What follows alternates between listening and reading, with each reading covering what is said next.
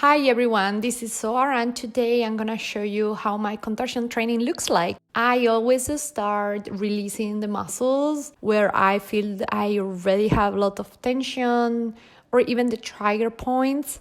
The reason for this is that if I already at the very beginning release the muscle, then it's more likely that I will get deeper into the stretch and the muscle also itself will work as it should. I take the foam roller and I go through the areas where I feel that tension, the trigger points. On this day, I was feeling my flexors really tight. The quads were also very tight, very tired, and the lats. Then I foam roll all those areas. I will hold it up to 10 counts wherever I felt like there is a huge tension. So the foam roller will help me release it. And since I'm gonna do tiptoe work, I also like to take the lacrosse ball and releasing the back of my foot. Once I'm done with the fascial release, that it takes me approximately 10 to 20 minutes. It all depends how my body feels like. I move on to the conditioning part. My goal with the conditioning is to activate the muscles I need for my contortion afterwards and at the same time help me build a stronger body to hold extreme flexibility positions. I always start with neck strengthening exercises. This is something I learned in Katie Breyer's workshop. And it is amazing because my neck is long and hyper flexible. So I really need to strengthen maybe more than other human beings. If the conditioning is before a contortion training, I will do all these exercises up to 10 counts. If the conditioning is on a normal training, I will do it up to 20 counts. I don't really want to exhaust my body before the contortion. This is also something I learned from my contortion coach, Sheshma Biamba.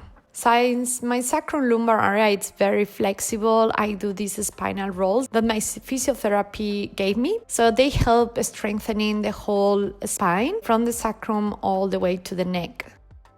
I will do other 10 rolls, weight of 6 kilos. I don't really want to exhaust or build muscles. The goal of all these exercises is to activate the muscles I will be needed to work on my flexibility in a very safe way. Then we go for side crunches with the weights. I take the 6 kilos and I go 10 counts in one side.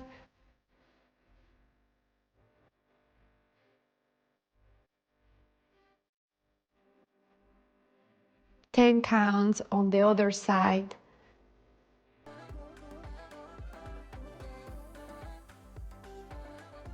This will help me also strengthening the core to go deeper in when I do side stretches.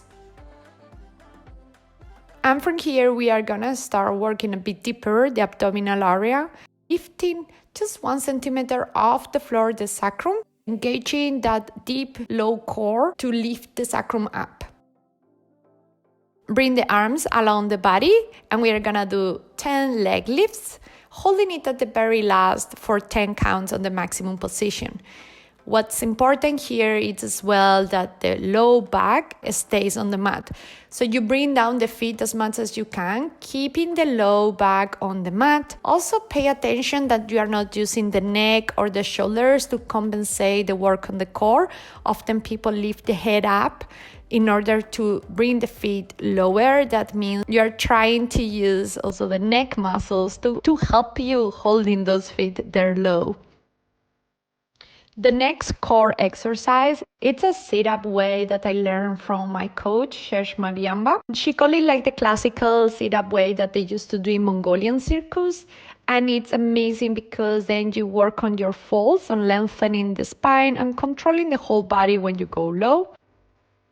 If you feel like it's very hard, you can always use a tiny bit of swing or momentum to help you coming back up.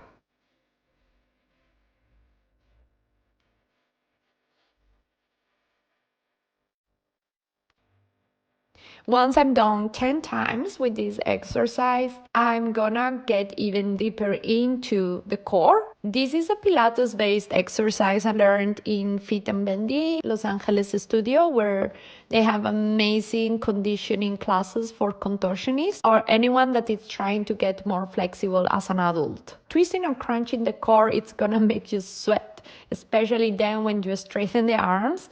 It's like, woof, really hard work. And afterwards, we go to that exercise that many of us we hate, which is push-ups. The reason why I'm keeping the knees on the mat is because otherwise I lose the control of my shoulder blades.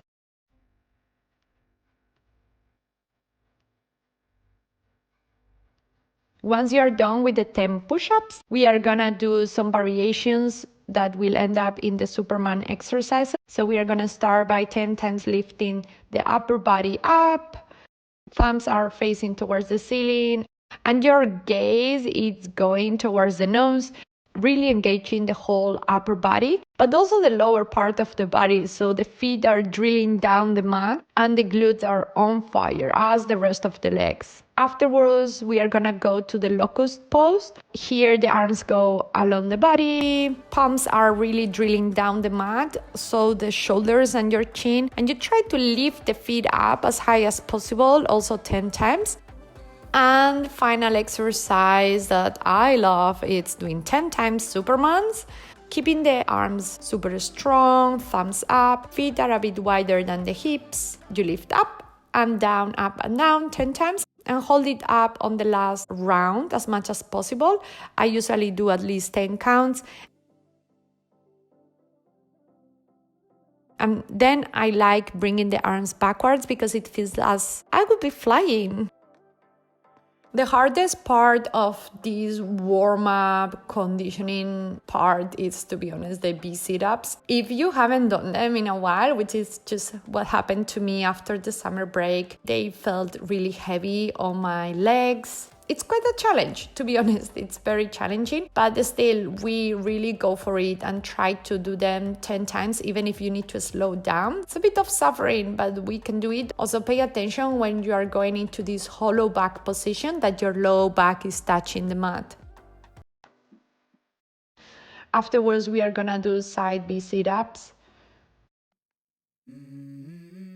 Opposite hand goes to opposite foot.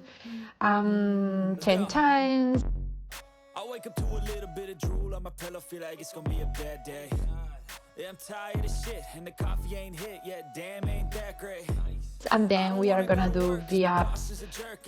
This time I'm doing an easier variation, so usually what we do in the contortion trainings with the Mongolian Contortion Center is once you exhale, the arms come over the head. But to be honest, after a summer break, I will die if I do that. 10 times, and then directly we are gonna go to the push-ups. This time I'm using handlers, I think it's called. Well, I use this so the wrist can rest a tiny bit, and I try to go really controlled, not losing the shoulder blades. So you go as low as possible, then to come back up, very nicely controlled. Also, don't open the low back. The spine is in one line, so you need to extra activate the core. As you see here, I tend to bring the head lower than what I think. So in my mind, I really think my neck is in one line, and it's not. That's also a challenge when you have a long neck.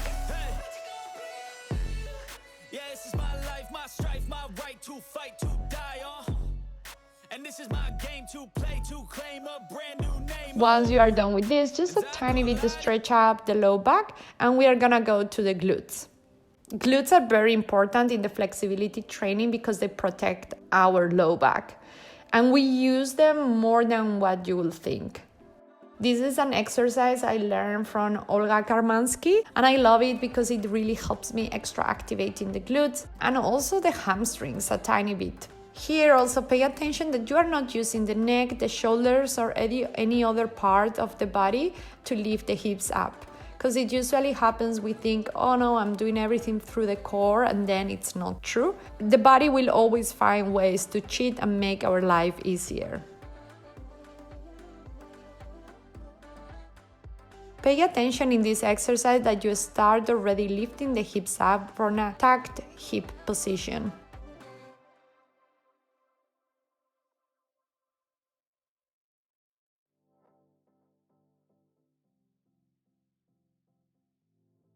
The next exercise, it's coming from rhythmic gymnastics. So I wanna lift my knees up and then extend each of the legs, keeping the knees up. This will fire up your glutes. I like keeping the upper back a bit bended or lifted so I can work on strengthening my thoracic spine in an open position. Pay attention here that you really engage the knees when extending the legs. Then once you are done with 10 times on each side, we do little pauses with the knees up, keeping the feet together in that diamond position. Last but not least from the conditioning, it's the rotator cuffs. Especially for me, this is an exercise I always need to include in my trainings as preparation, but also in my conditioning, the days I focus on strengthening the body.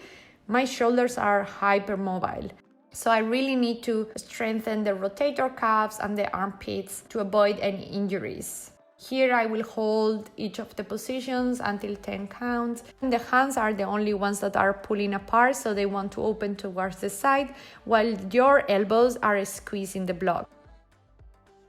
The next exercise, I learned it when I was in the circus center. It's part of the contortion conditioning or strengthening class, and I love it. It's like you're going from the down dog position, squeezing the blocks all the way to your forearms. I can promise that it looks easier than what it is really.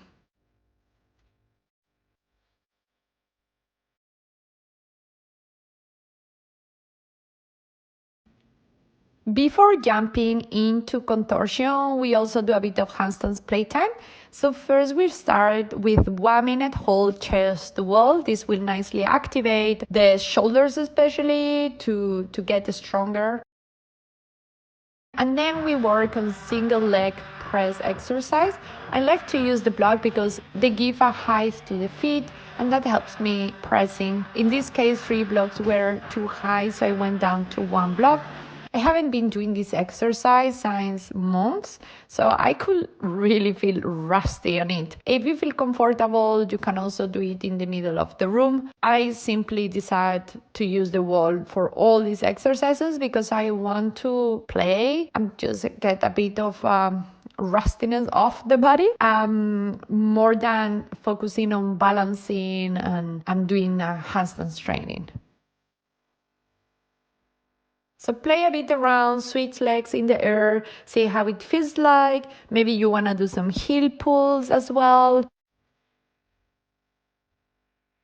And we are gonna finish the conditioning and warming up part with 1 minute hold. Here I'm trying always to do a heel pull, so you can see on the fingers how they are trying to pull, then how I try to press on the heel when I see I'm falling. And once I feel like, oh my God, I'm tired, I just let the feet rest on the wall and just build the endurance.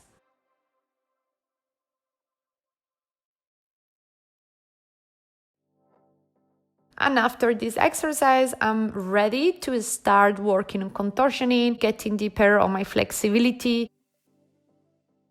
For today, this is all. Subscribe, stay tuned for the next video. Bye, have a nice day.